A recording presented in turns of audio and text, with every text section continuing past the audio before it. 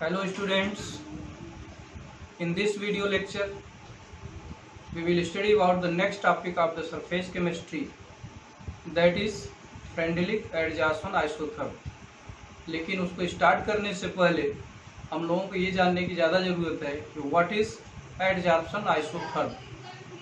Adsorption isotherm, the variation in the amount of gas adsorbed by the adsorbent with pressure at constant temperature can be expressed by means of a curve termed as adsorption isotherm।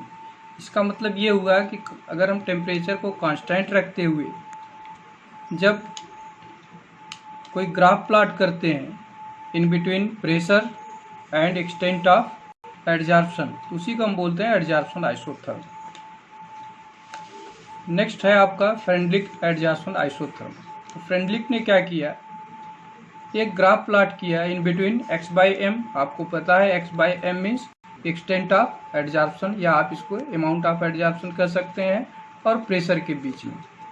तो उन्होंने इस तरह का इस तरह का curve बना जिसको हम बोलते हैं Freundlich adsorption isotherm,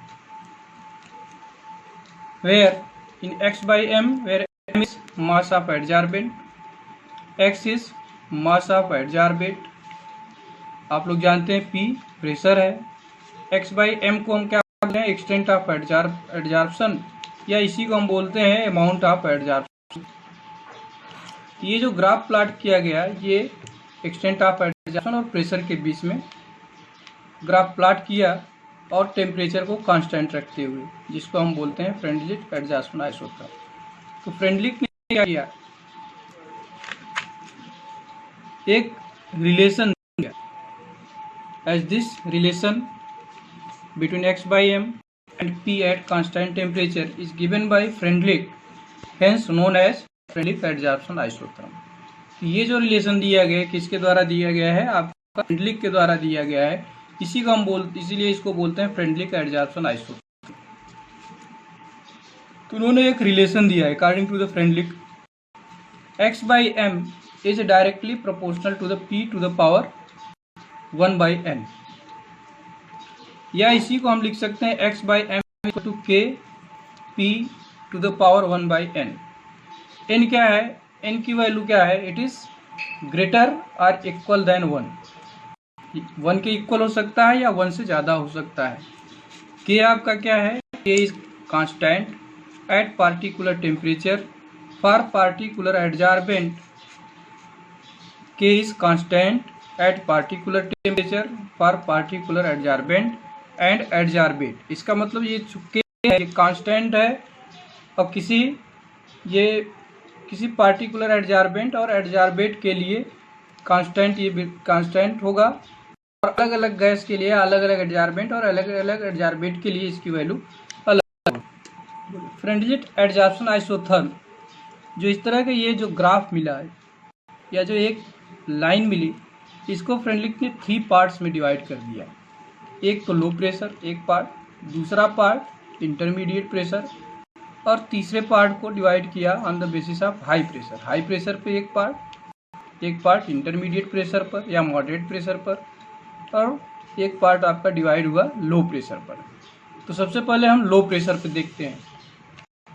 eight low pressure the value of 1 by n is equal to 1, that n is equal to 1, क्योंकि n की वैल्यू 1 या 1 से अधिक हो सकती है।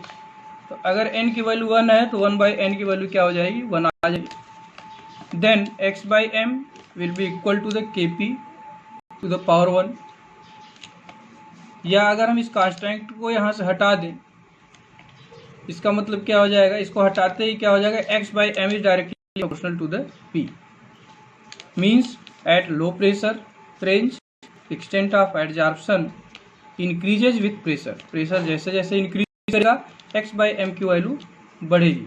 तो आप यहाँ लो प्रेशर पर जैसे जैसे प्रेशर इंक्रीज कर रहा है, एक्सटेंट ऑफ एडजॉर्प्शन क्या कर रहा है, इंक्रीज कर रहा है। At very high pressure, that is 1 by n will be equal to 0। तो हम कह सकते हैं n की वैल्यू क्या होगी, इन्फिनिटी, और आप जानते हैं 1/∞ इक्वल टू 0।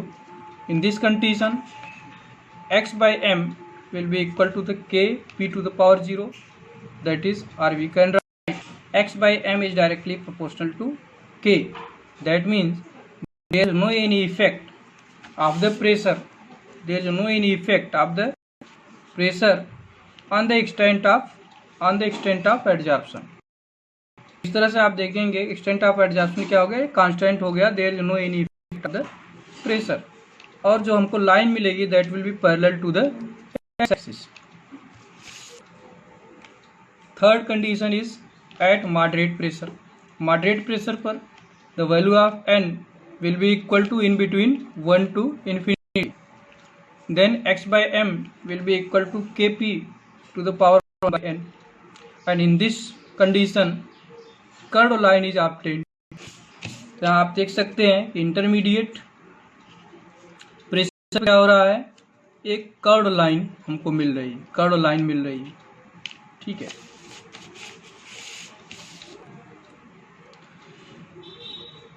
तो फ्रेडरिक ने क्या किया, दोनों साइड का लॉग ले लिया, on taking log on both side, log x/m is equal to log k plus log p to the power 1/n। इसको हम लिख सकते हैं log x/m is equal to log k plus 1/n log p। आपको ये पता है log x plus log y। On comparing this equation, इस इक्वेशन को if we compare with straight line equation that is y is equal to mxc, तो y axis पर आपका आ जाएगा log x/m, m 1/n हो जाएगा, m के place पे क्या है आपका 1/n, x प्लेस पे log p, और c के प्लेस पे क्या आ जाए आपका log k। तो हमको ये बिल्कुल स्ट्रेट लाइन इक्वेशन की तरह ही बिल्कुल उसी के सिमिलर है।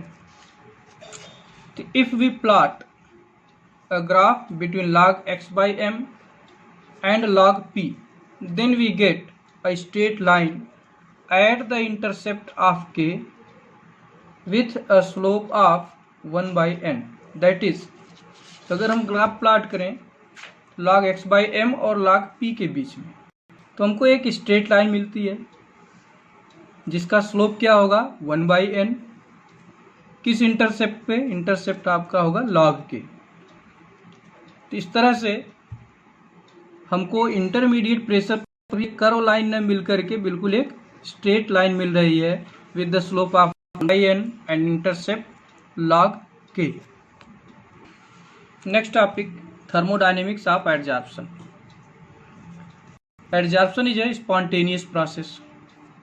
एडजॉर्प्शन क्या है, कि स्पॉन्टेनियस प्रोसेस है, और स्पॉन्टेनियस प्रोसेस के लिए डेल्टा जी की वैल्यू निगेटिव होती है।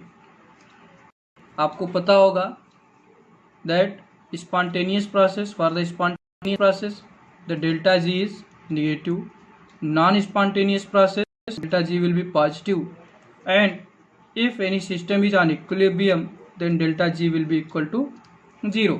So adsorption is an spontaneous process, so delta G, the value of delta G will be negative, and you know that during adsorption randomness of molecules decreases, that is entropy decreases, hence the value of delta S will be negative. कोई भी system में अगर randomness ज़्यादा है और ज़्यादा से कम होता है, रैंडमनेस घटती है, तो delta S means change in entropy की वैल्यू क्या होगी, निगेटिव होगी। एडजॉर्प्शन में क्या होता है, एडजॉर्बेट के मॉलिक्यूल एटमॉस्फेयर में इधर उधर जिग जैग घूमते रहते हैं, लेकिन जैसे ही किसी सरफेस से कॉन्टैक्ट, सपोज करिए ये सरफेस है, सपोज करिए कोई सरफेस है, और सपोज करिए हमारे पास है कि ये सरफेस है, और यहाँ एटमॉस्फेयर में मॉलिक्यूल रैंडमनेस ज़्यादा है, रैंडमली इधर उधर घूम रहे हैं। जैसे सरफेस के कांटेक्ट में आएंगे ये क्या हो जाएंगे, सिस्टमैटिक अरेंज हो जाएंगे, मीन्स इनका जो रैंडमनेस होगा वो ख़त्म हो रहा है, तो रैंडमनेस डिक्रीज हो गया, इसका मतलब चेंज इन एंट्रोपी क्या हो जाएगी, negative. And we also know Gibbs free energy equation delta G is equal to delta H minus T delta S.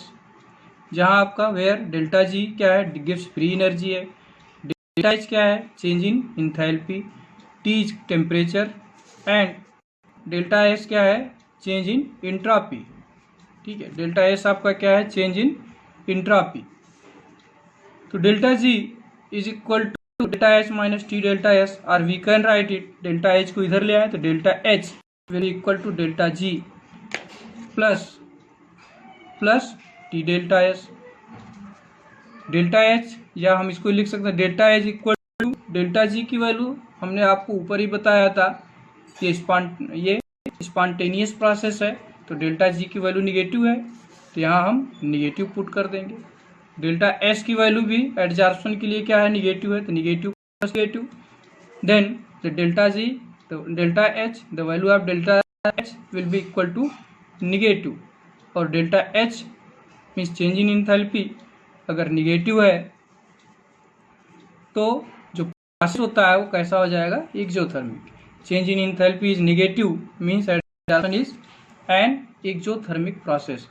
In this way we can prove that the adsorption is an exothermic process. तो students आज के लिए बस इतना ही। We will continue in next video with new topic. Thank you.